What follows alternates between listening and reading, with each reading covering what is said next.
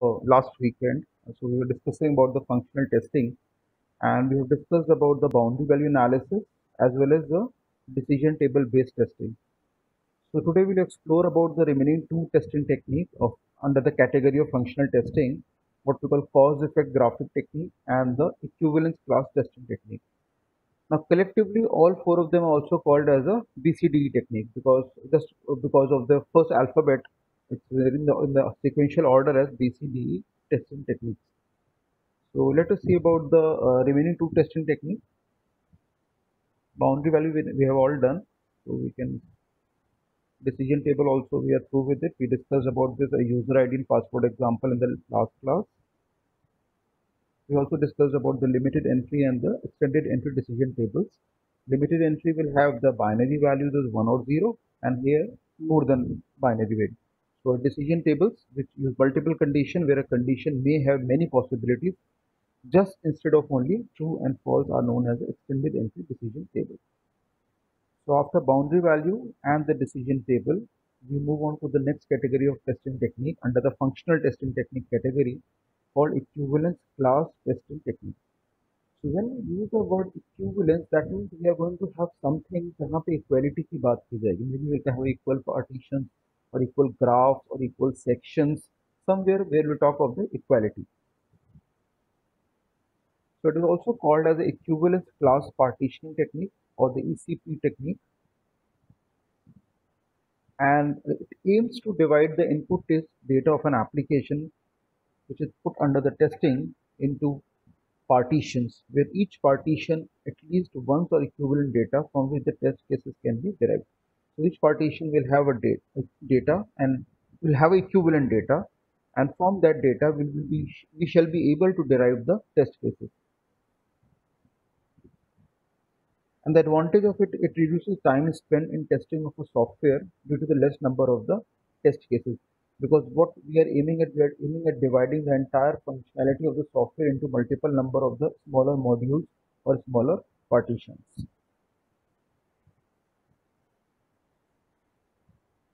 Now let's take an example how we can divide them into a smaller sections or partitions. So the aim is to determine the valid equivalence class partition and the non-valid equivalence class partition for a program. A program may be written in C or C++ or Java that accepts as an integer in the range of 100 to 999.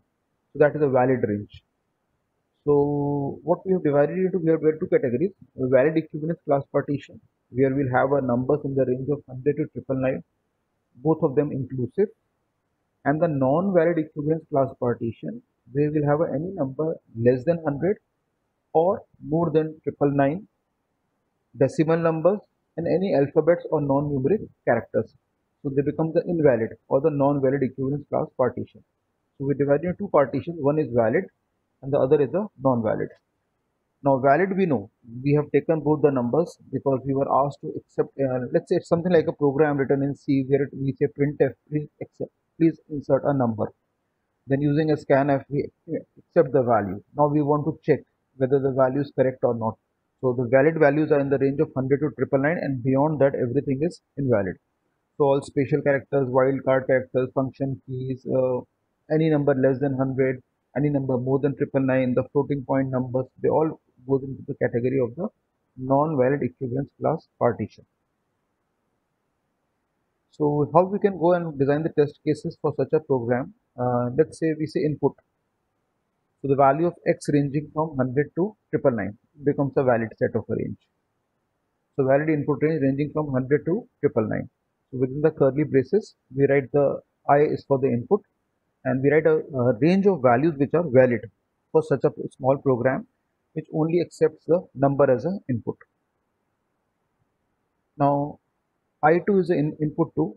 So any value of x which is less than 100 becomes invalid in nature because our program is designed to accept numbers in the range of 100 to 999 only.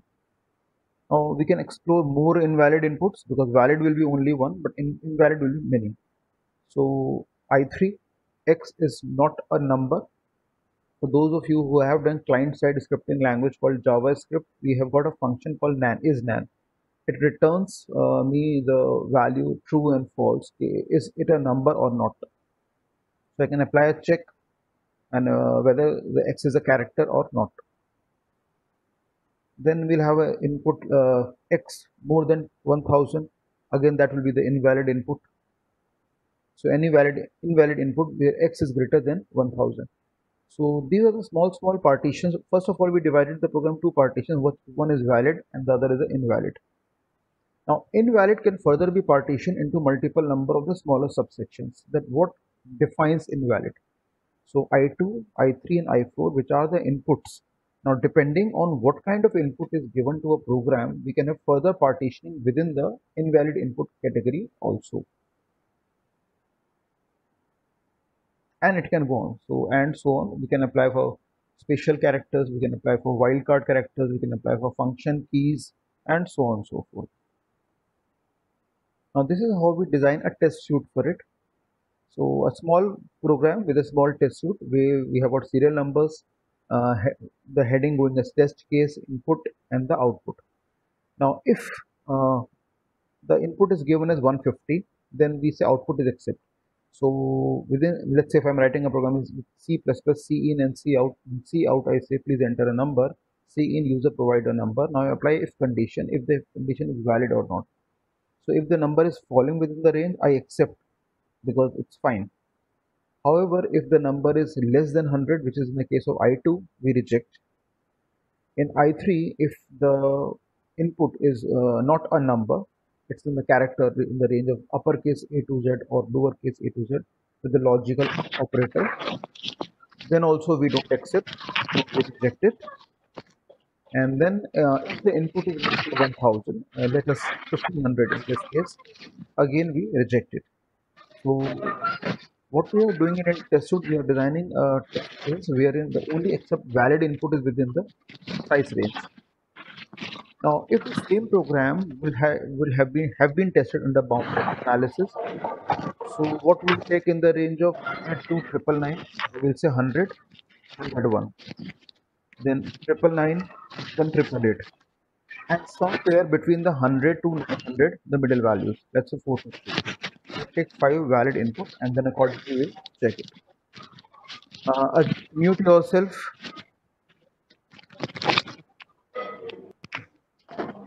Ajit, Yes, sir, yes. mute better.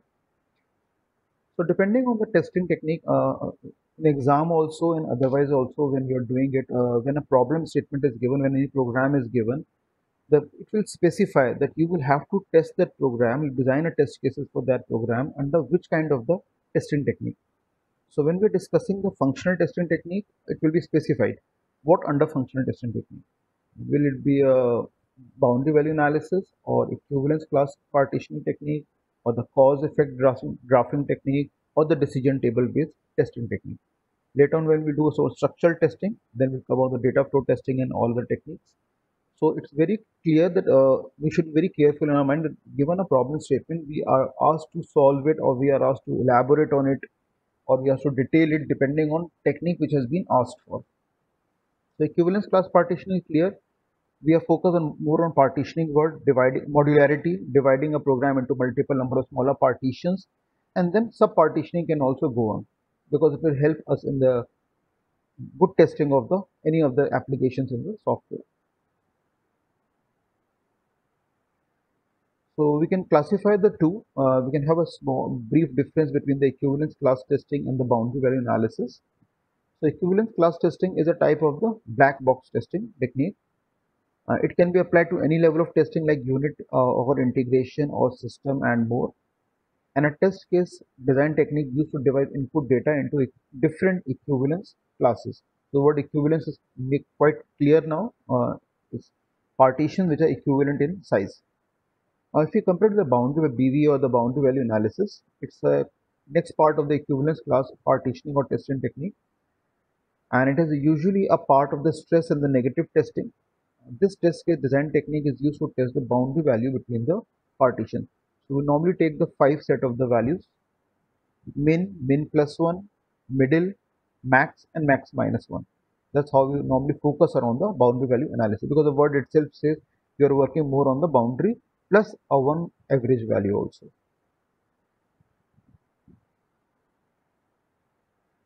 Now we move on to the next, the last category of the functional testing technique, what we call CAG or the cause effect graphing technique. So if you look here, the two words, we have got cause and the effect. Cause will be focused more on the inputs and effect will be focusing more on the outputs only.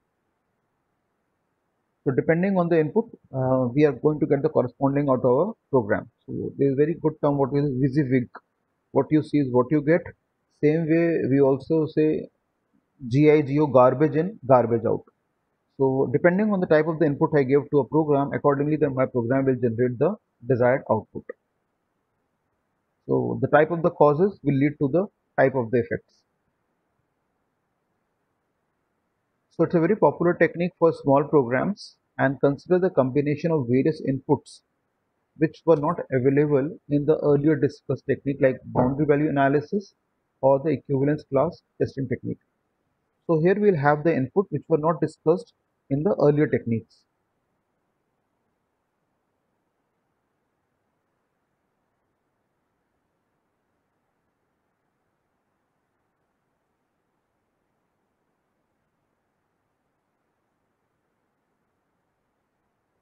Moving on, these techniques do not allow the combination of inputs and consider all input as a independent input. So whatever are the inputs passed to a program, all of them will be considered as a independent input to a program and will not allow the combination or a grouping of them. And there are various steps for the generation of the test cases for a cause effect graphic techniques. Let us have a look at all these steps which we need to follow.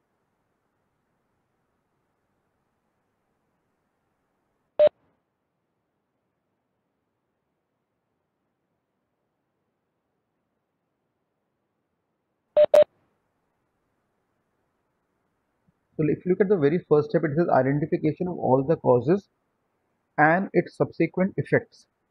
So first of all, as a programmer, as my developer, what is my first objective? I should identify all the causes. Causes means different karan, but what are the reasons or what are the in various set of the inputs I'm likely to give to my program. Then based on the identified causes and its subsequent effects, we design the cause effect graph.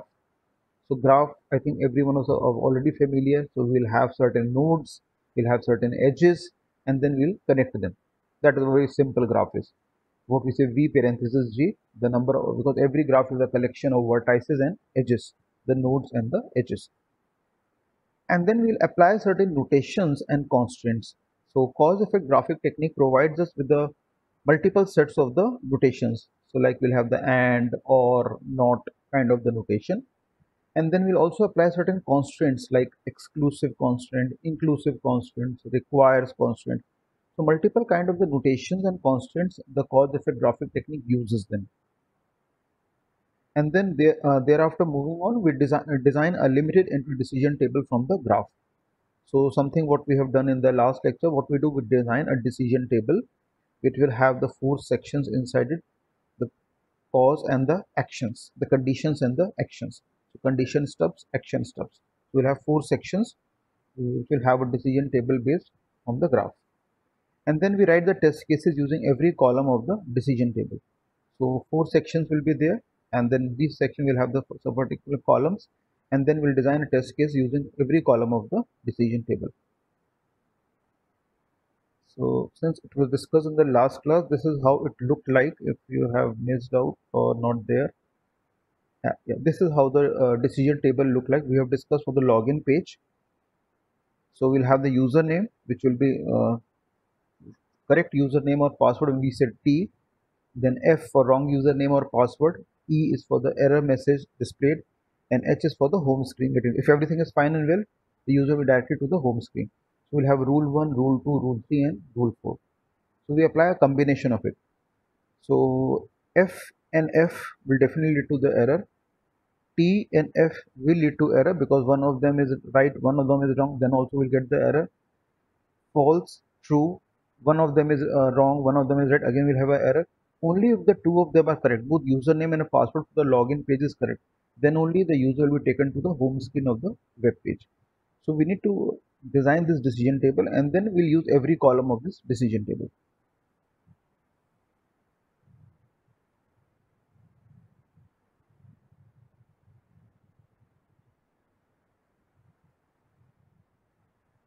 So coming back to the cause effect graphic,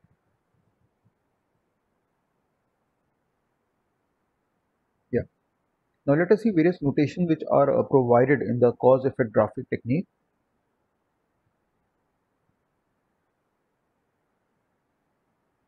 So we'll have the two new terms which we have just seen. These are the terms which are used here, causes and effect, which are nothing but the input and the output of the program. But now they will not be called as the input and output. Under this technique, we'll call them cause and the effect. So it uses various notations and constraints.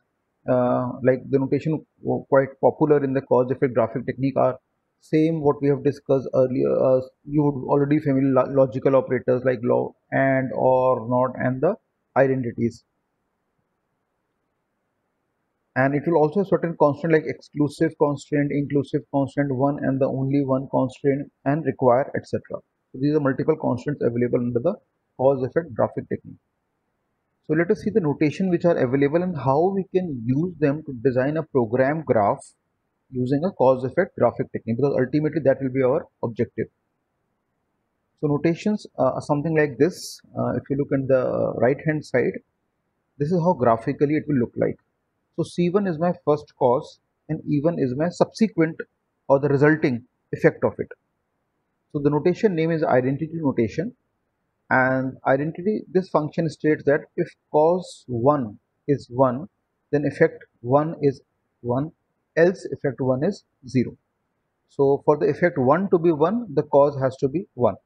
Otherwise, we'll always have the effect as 0.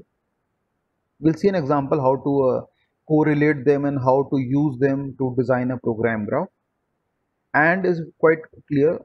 If we all have studied in computer organization or CA, computer architecture, where we commonly use for designing the K maps, the Carnot maps. So we have the logical and or not, and we have a truth table also. So you design, I must have idea, very simple. This function says that if both cause 1 and cause 2 are 1, then effect is 1, else effect is 0. So and clearly means both the condition have to be satisfied.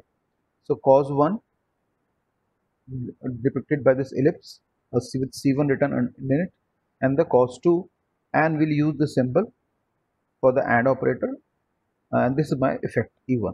That's how the AND is represented in a program graph.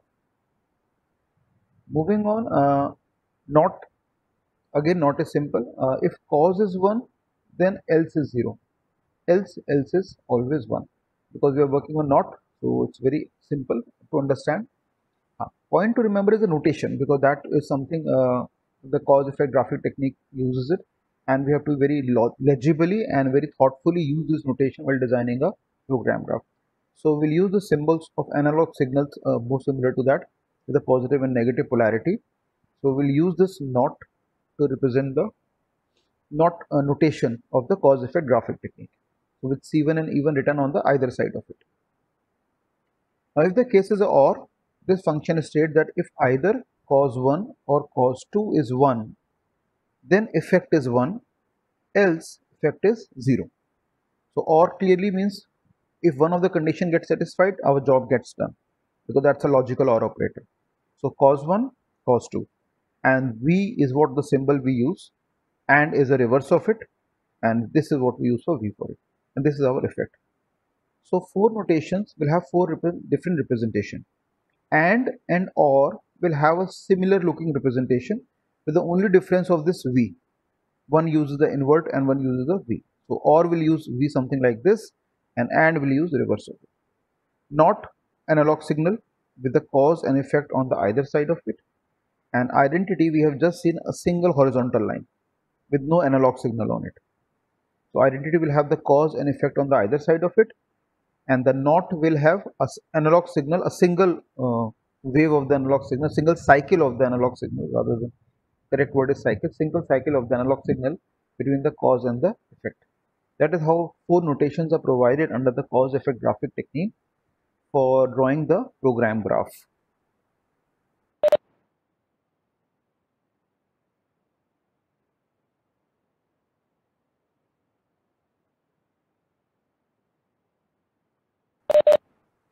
Now we use certain set of the constraints provided under cause effect graphic technique. So on the right hand side we can see the notations. So again we have the cause and the effect. First of all, let's discuss the exclusive part. The exclusive constant states that at most one of the cause 1 or cause 2 can be 1. C1 or C2 cannot be 1 simultaneously. Now that is something which we need to take care when we are applying constraints over a given set of problem statement for preparing a program graph. So exclusive constant will be true. It states that at most one of C1 or C2 can be 1, but not both of them put together. So C1 or C2 cannot be 1 simultaneously. However, both C1 and C2 can be 0 simultaneously. So we need to remember it when we are drawing it. And how to represent the exclusive condition: C1, C2, and with a we use a dashed line. The notations were using the firm lines, but here we use a dashed line, so we'll have the E alphabet written in the middle of the two, and with the diagonal going to the C1 and C2, the dashed line on it. Now the inclusive I constant state that at least one of the cause 1 or cause 2 must always be 1. Hence, both cannot be 0 simultaneously. However, both can be 1. Now, we can look at the conditions of both of them. In exclusive, we say both C1 and C2 can be 0 simultaneously. Here we say both cannot be 0 simultaneously. So that differentiate the two of them. And representation is almost same. So cause effect graphic technique is not introducing any new notation, but just E will be replaced by I. The rest dashed lines are still there, circle based with C and C1 and C2 still there. That's how we represent it.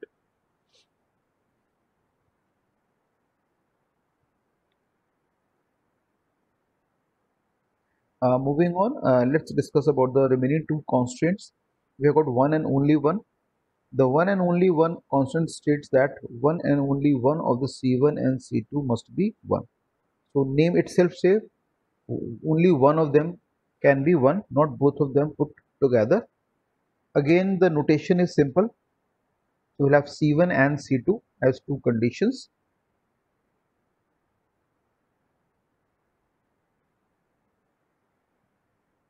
I hope it is audible. A quick yes or no. Yes, sir, you're audible. Okay, fine. Yes, sir. Fine.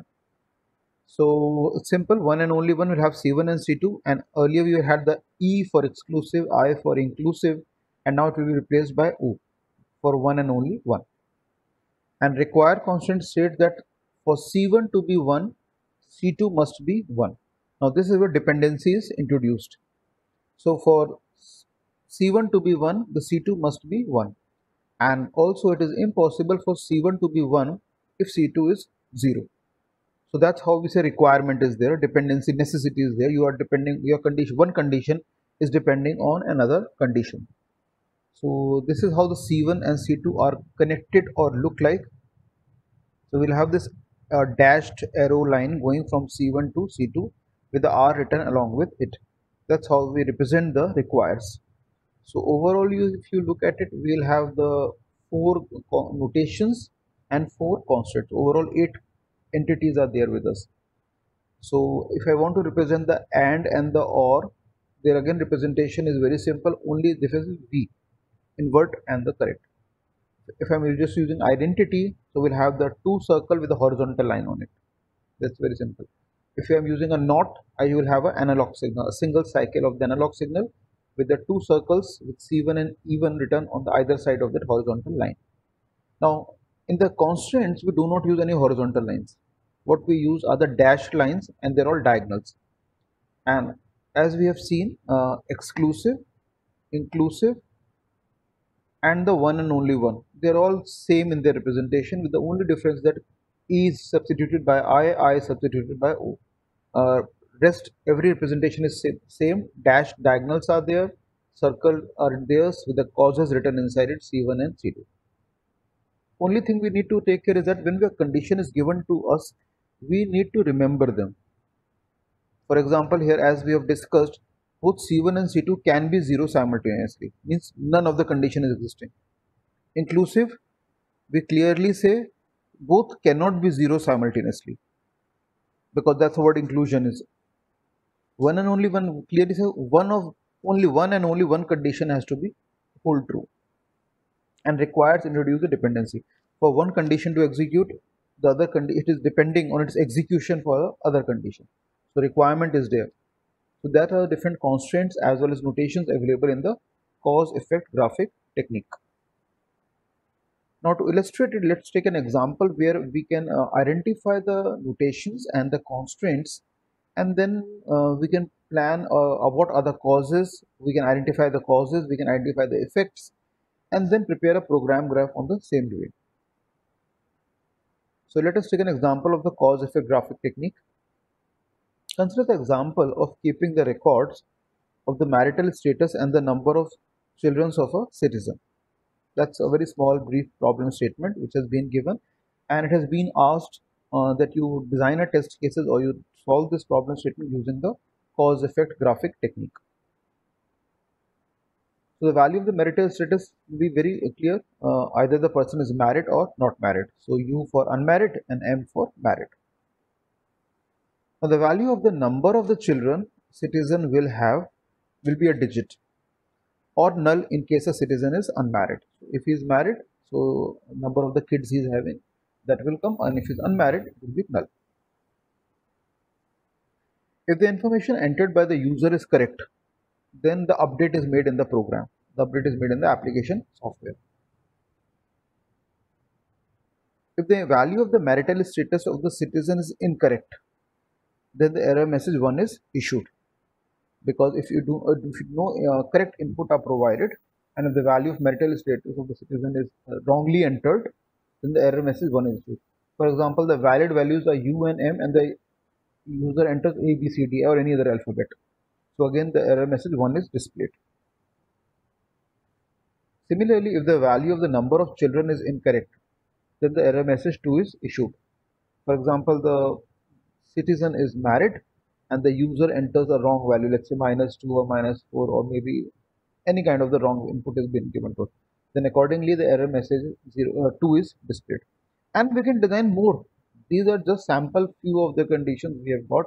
We can design many number of more than conditions for any given problem statement.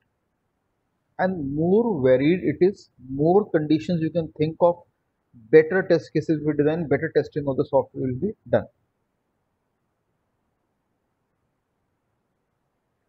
So few of the causes and effects which have been identified.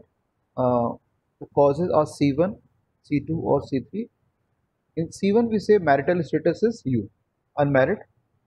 Second cause is marital status is M, which is married. Third cause is number of children of a married person expressed in a digit. So number of children of a married person expressed in a digit. And what are the subsequent effects?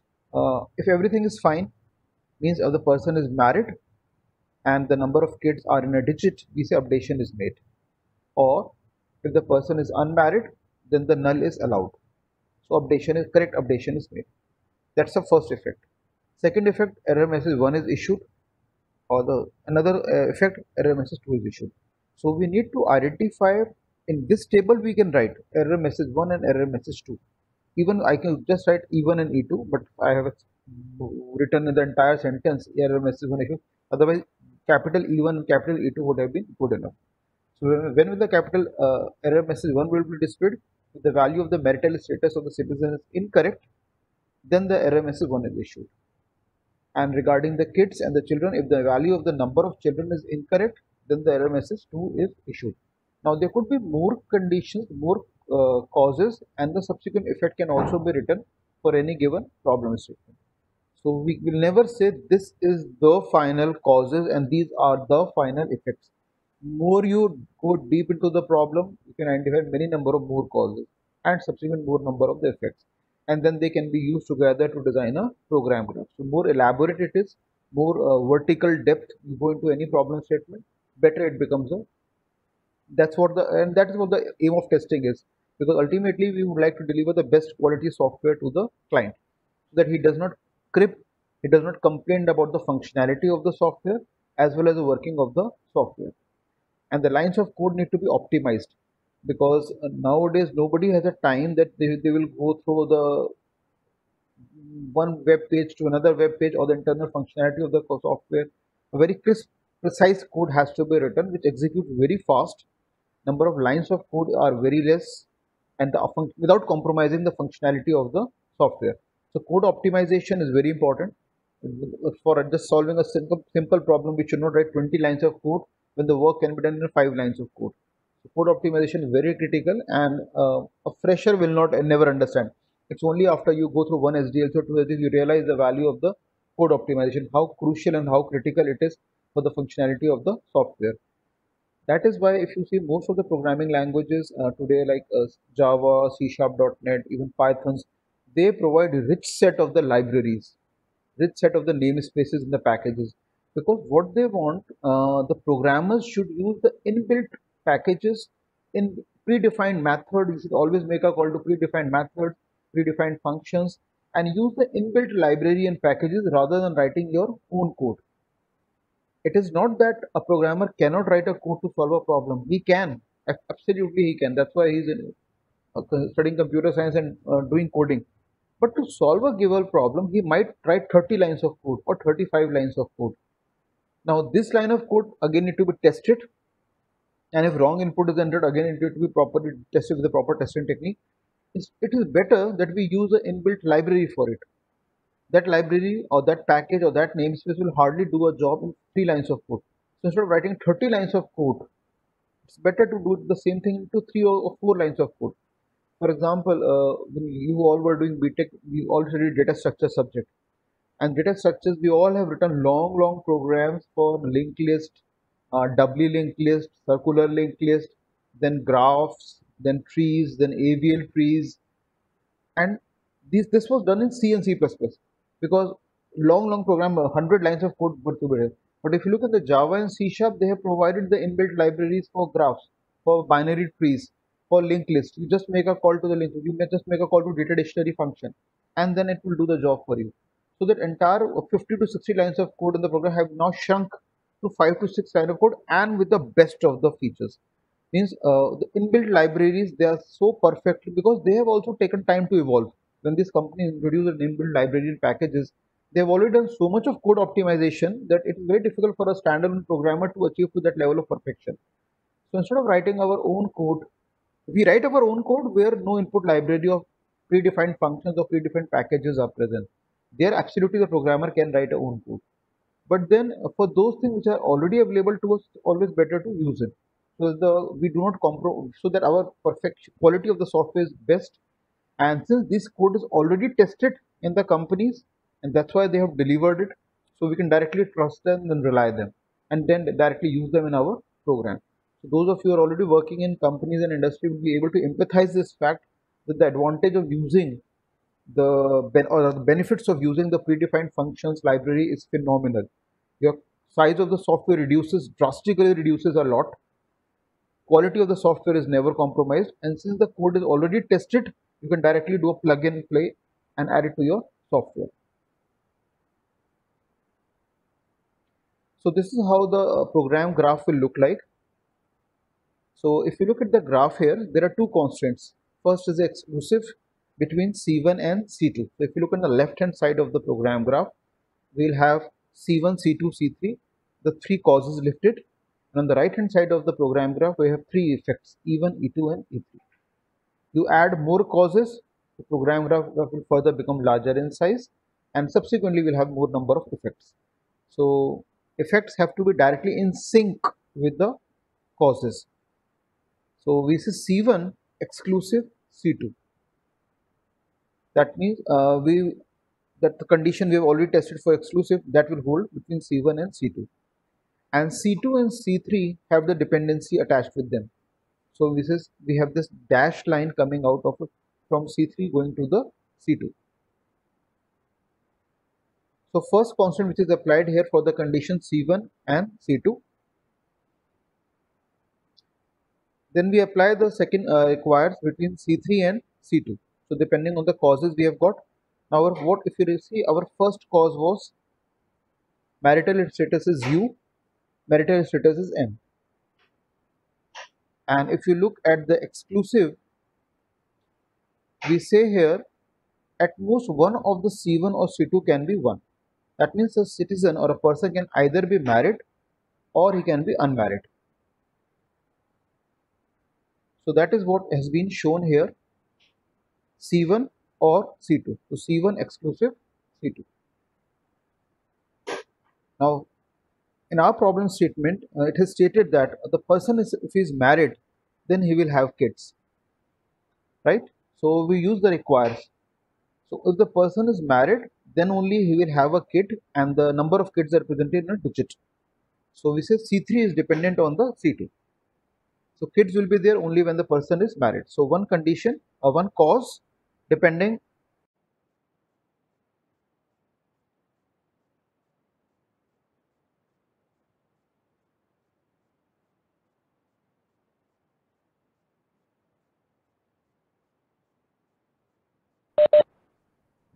So we are discussing this program under the category of structural testing technique.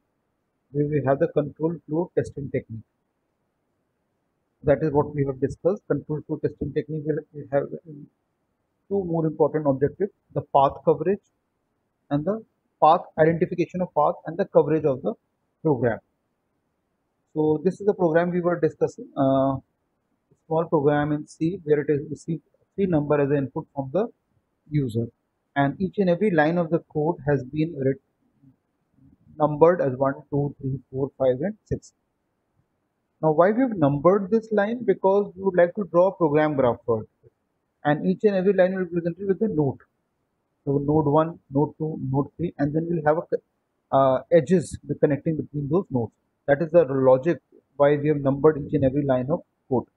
So again, in an exam, if it happens in a pen and paper mode, situation normalizes with December. So given a problem statement, we must identify whether it needs to be solved with, we need to be testing with functional testing technique. So if the functional testing techniques come, immediately I should come in our mind that we should have to go for behavioral testing or the cause effect graphing technique or the decision table testing technique or the equivalence class partition technique.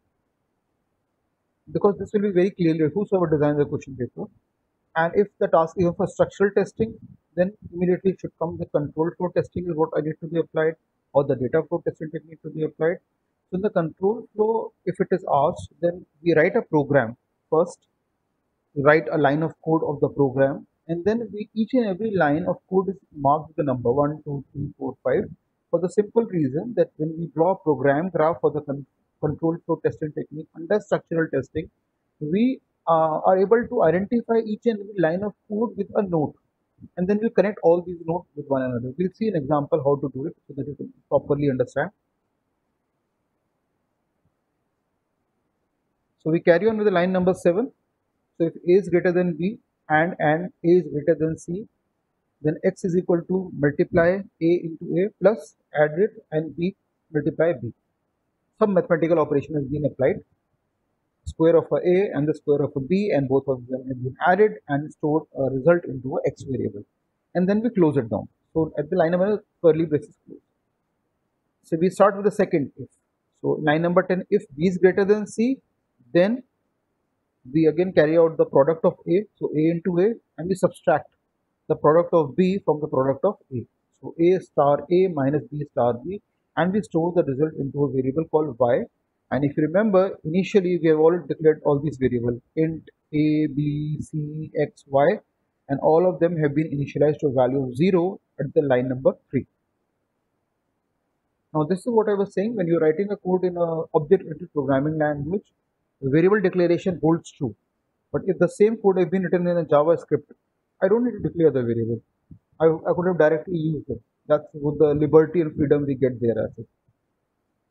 So selection of testing technique also depends upon the implementation, which programming language has been used to write a program. Then we close down the curly braces, the line number 12. Then the 13, the printf, and we display on the output of X and Y after their addition and subtraction has taken place of the product of A and the product of B, and then the corresponding value of X comma Y. So within quotes closed, comma X comma Y, and then get the character. Normally what we see, waiting for the input from the condition. So we press enter and then the program closes to get ch function. For that we have already grouped the codeme.h right at the top for the clear screen and the get ch function. And the line number 15 program got closes now.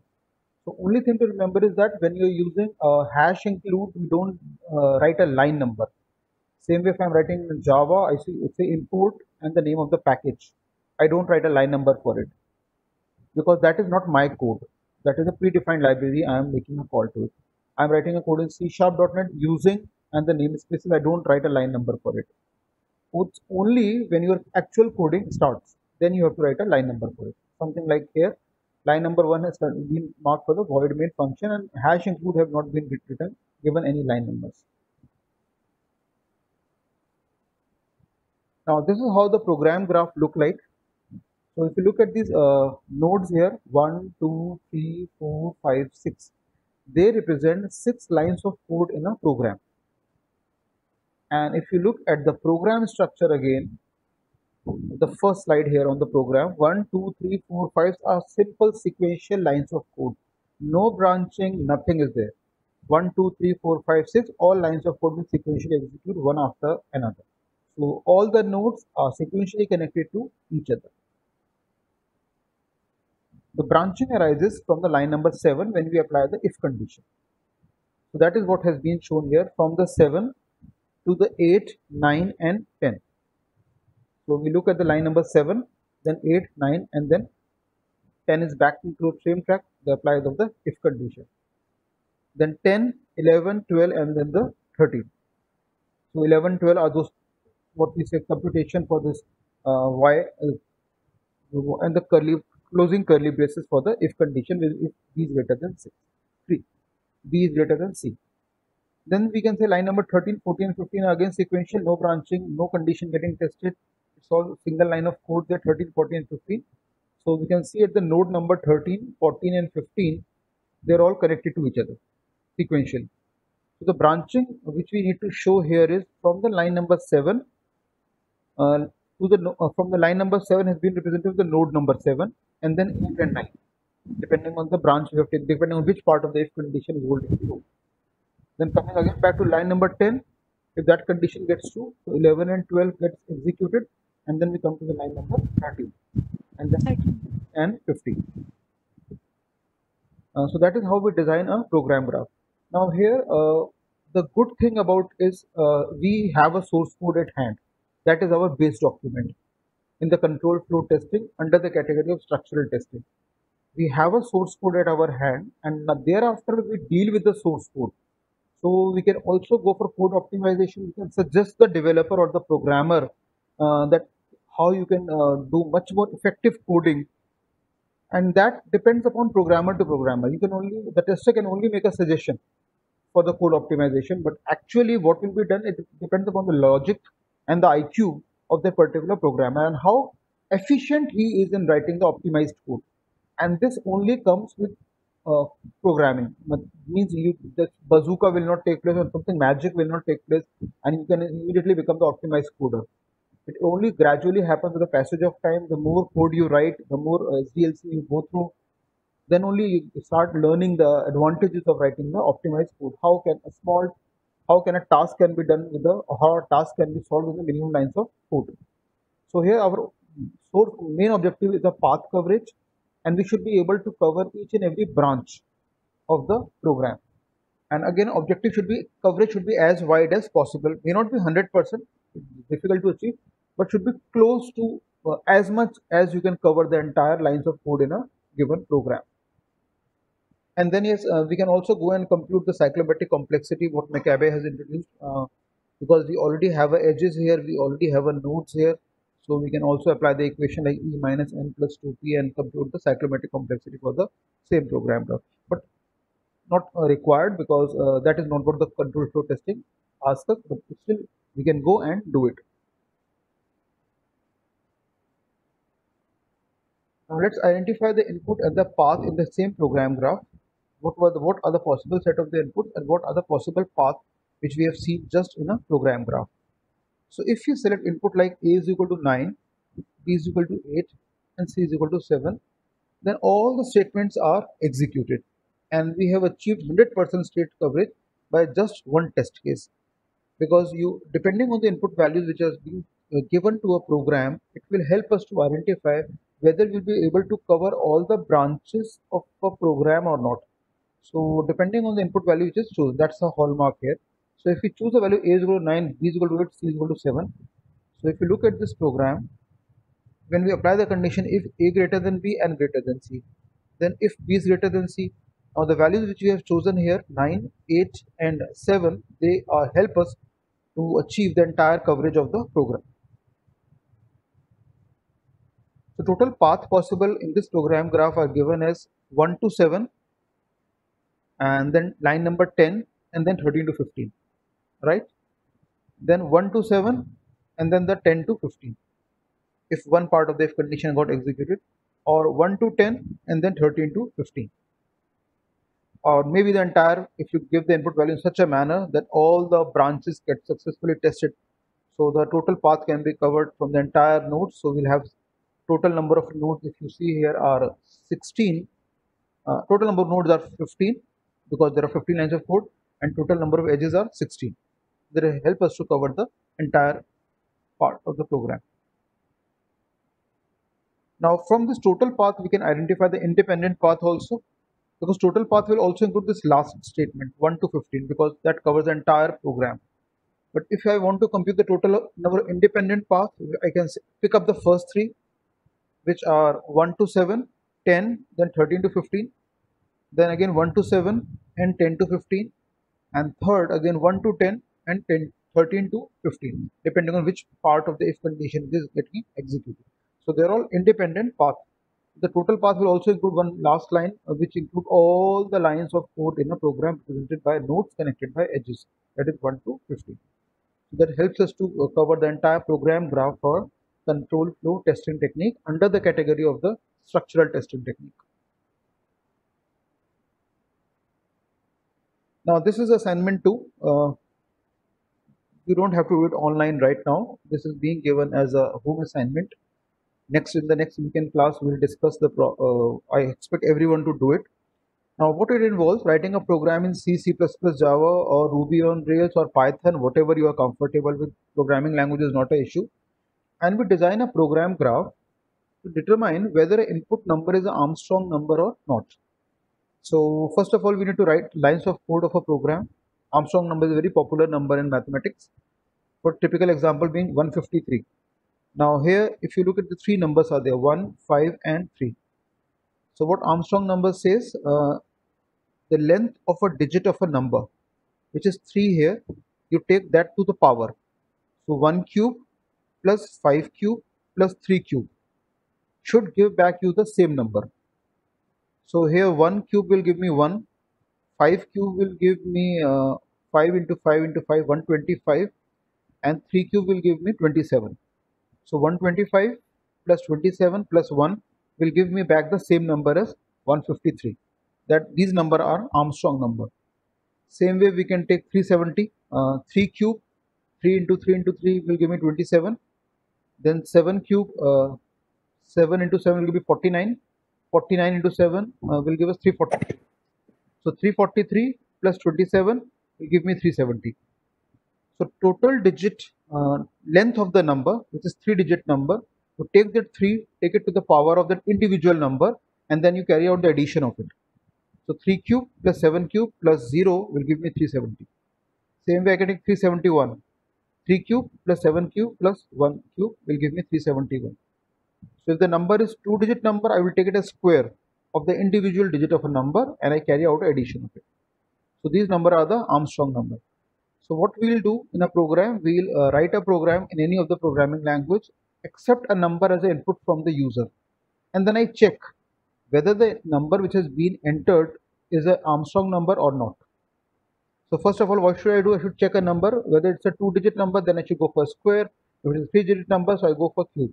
So I can apply the len function to find out what is the length of the input argument being coming from the user, and then I can perform the task of the finding out square or the cube depending on the length of the digit of a number, and check whether it's an Armstrong number or not, because I should be able to get back the same number.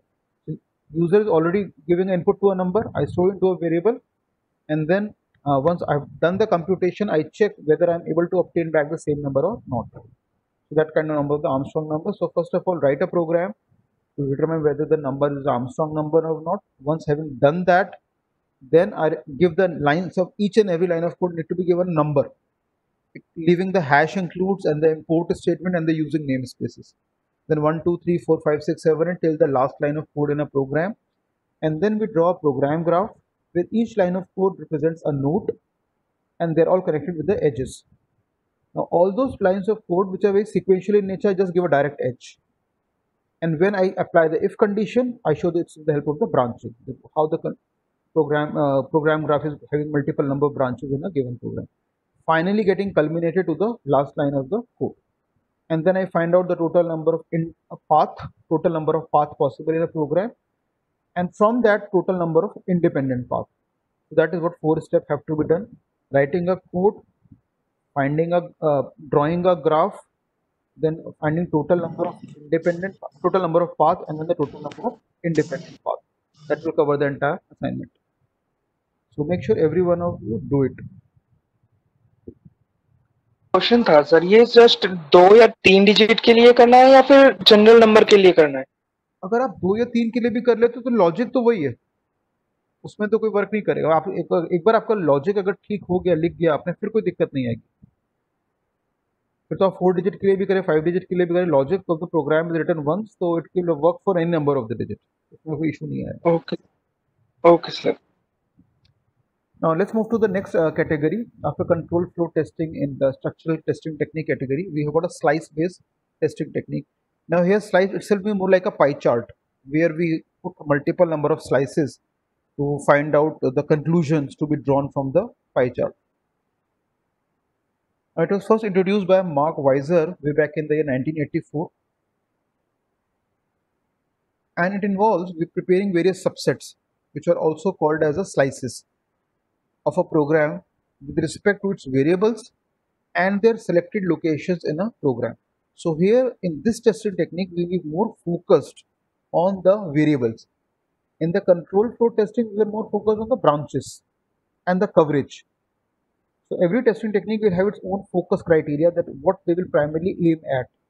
So here focus is more on the dealing of the variables, total number of variables, where they have been declared, how they have been used. And if you look at the compiler, they are very conscious of these things, that you have to, if you have declared the variable, you must use it, otherwise they will throw you a warning. You can't use the variable directly without declaring it. So compilers are very strict about the dealing of the variable as compared to the interpreters and parsers. And each and every variable with one of its location will give us a program slice.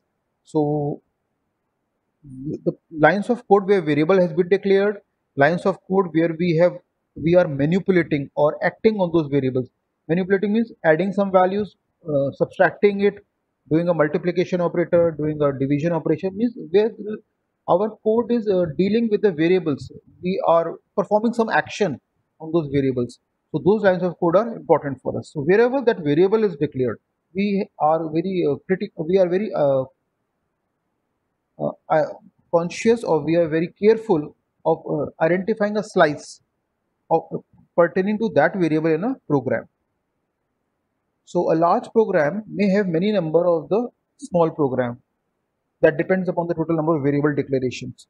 So we say it's slices, each constructed for a different variable subset. So we'll have different slices or subset of a program directly dealing to that particular variable. So here, if I declare 4 variables, I will come up with the 4 slices. If I declare 8 variables, we'll come up with the 8 slices as such. So some of the guidelines we have to follow for slice based testing. First and foremost is very important, all the statement again here means the lines of code we write in a program. So all the lines of code where variables are defined and then further redefined should be considered. Simple example, if I take in a object-oriented programming, maybe in C++ and Java, both of where we have got a method overloading as well as method overriding. Now when we go for method overloading and method overriding, we always deal with the multiple redefinition of the variable. We we assign multiple values to different lines of code are written for dealing with the same kind of the variable. So function overloading happens within a class, and function overriding happens in the case of inheritance. So you'll have the base class, you will have a derived class, and you might use the same variable and then redefine them. You again provide them a new set of the values. So all the statement where variables are defined and redefined should be critically considered. Second guideline is all the statement where variable receive the value externally should be considered. Now, variables can have the internal computation. They might be given a value from within a program, or they may receive the value externally. So, for example, I can pass the runtime argument. I execute my program in Java and I pass the runtime argument, command line arguments to the main function. So, externally, I am passing to the main function. And the third, if you see third guideline, all the statement where output of the variable is printed should be considered. So wherever I write the printf statement, or I write cout statement, or I write system.out.println, I have to consider all those lines where I'm printing the value of the variables to the user. Fourth guideline says all statement where relevant output is printed should also be considered. Relevant output means maybe there will be lines of code where multiple values of the variables are getting printed together. So that should also be considered. So individual printing should be considered, and collectively where they're getting printed along with many other variables should be considered.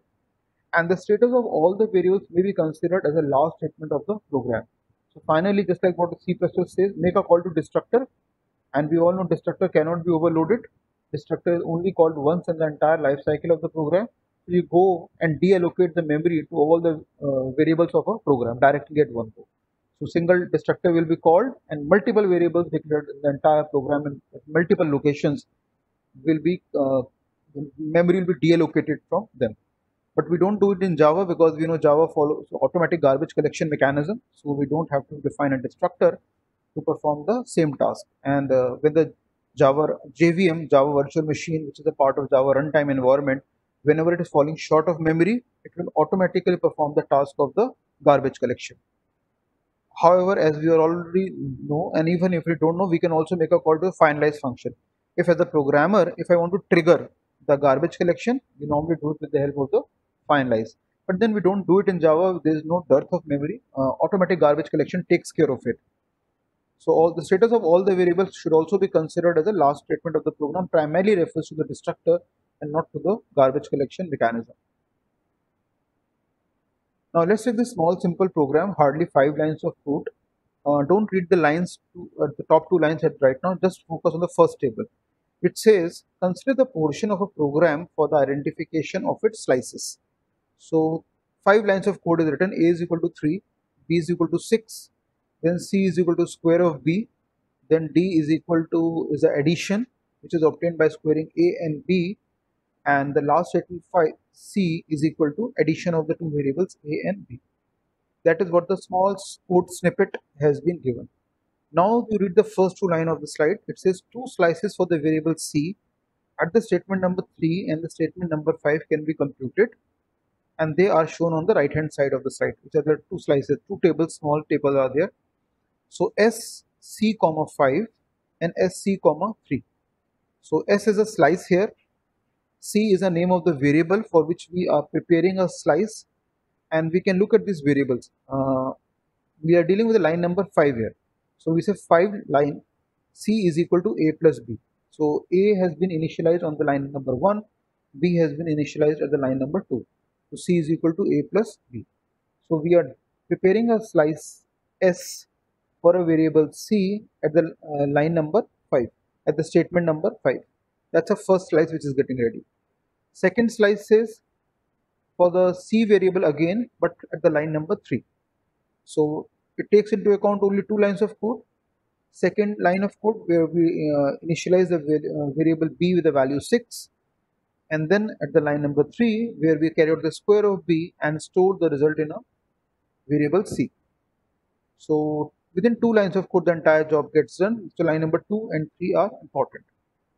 So we prepare a slice S, within parentheses we write C comma 3. That means slice for a variable C, but till what line of code, where we are dealing with the variable C at the line number 3. So if you look at the left hand side, 5 lines of code are there and C has been used twice. So when we're preparing a slice for a variable C, we will include all those lines which are helping us to reaching to that line number. For example, in the first slice, the line number 5, we say add the number A and B. So we included the line number 1 and 2. Same with the second slice, we say carry out a square of B and store the result in C. So since it only involved squaring the B, so we ignored the line number 1 where variable A was initialized to a value 3. So just C is equal to B square, and that's it. That's the slice gets ready for the variable C when it is used at the line number 3. That is how very simple and effective slice based testing technique gets done. The point to remember is that slice only focus on the variable, it does not focus on the functions. So total number of variable getting declared, places at the location where getting declared, line number in which they are used, that are critical to it.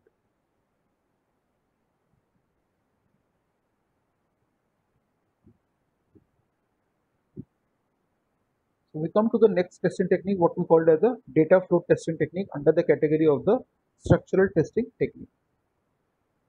So we'll stop at this point and do this much amount of theory in today's class. We'll carry on with the same data flow testing technique in the next class.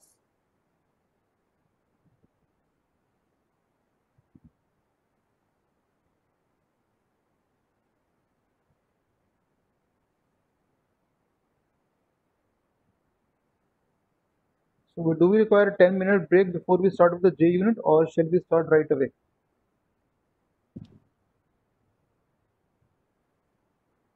Any inputs? We can start. Okay. We can start. Right, right.